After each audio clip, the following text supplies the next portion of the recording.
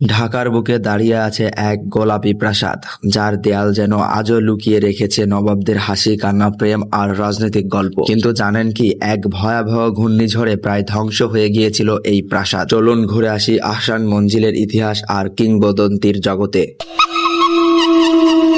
আহসান মঞ্জিল বুড়িগঙ্গা নদীর তীরে অবস্থিত ঢাকার অন্যতম ঐতিহাসিক স্থাপনা। 1900 শতকে এটি ছিল ঢাকার নবাব পরিবারের আবাসস্থল এবং ক্ষমতার কেন্দ্র। প্রথম দিকে এখানে ছিল একটি ফার্সি বাণিজ্য কুঠি। পরে নবাব আব্দুল গনি এটি কিনে সংস্কার করেন। নিজের প্রিয় ছেলে খাজা আহসানুল্লাহ নাম অনুসারে প্রাসাদের নাম রাখা হয় আহসান মঞ্জিল। 1888 সালে এক ভয়াবহ টর্নেডো প্রাসাদটিকে ব্যাপক ক্ষতি করে, কিন্তু নবাব পরিবারে আবারও এটি পুনর্নির্মাণ করেন, আরো দৃষ্টিনন্দন রূপ দেয়। গোলাপি রঙের এই ভবন দ্রুতই ঢাকার পরিচিত প্রতীকে পরিণত হয়। একসময় এখানে বসতো জামকালো দরবার, নৃত্য সঙ্গীতের আসর এবং গুরুত্বপূর্ণ রাজনৈতিক বৈঠক। ব্রিটিশ শাসনামলে উচ্চপদস্থ কর্মকর্তা এই প্রাসাদে অতিথি হিসেবে এসেছিলেন। আহসান মঞ্জিলকে ঘিরে রয়েছে নানা লোককাহিনীও।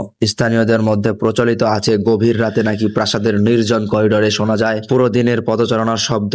যদিও এর কোনো প্রমাণ নেই, তবুও এই গল্প জায়গাটিকে আরো রহস্যময় করে তুলেছে। বাংলার নবাবদের ঐশ্বর্য, সাংস্কৃতিক এবং জীবনযাত্রার এক জীবন্ত সাক্ষী এই প্রাসাদ। বর্তমানে এটি একটি জাদুঘর, যেখানে সংরক্ষিত আছে নবাব পরিবারের ব্যবহৃত আসবাবপত্র, ছবি এবং নানা ঐতিহাসিক নিদর্শন। আহসান মঞ্জিল শুধু একটি ভবন নয়, এটি ঢাকার ইতিহাসের এক উজ্জ্বল অধ্যায়। এর প্রতিটি ইট যেন বলে যায় নবাবদের গৌরব, সংস্কৃতি এবং সময়ের গল্প। আপনি কি কখনো আহসান মঞ্জিলে গিয়েছেন? কমেন্টে জানাতে ভুলবেন না। আর এইরকম ইতিহাস জানতে পেজটি ফলো করুন।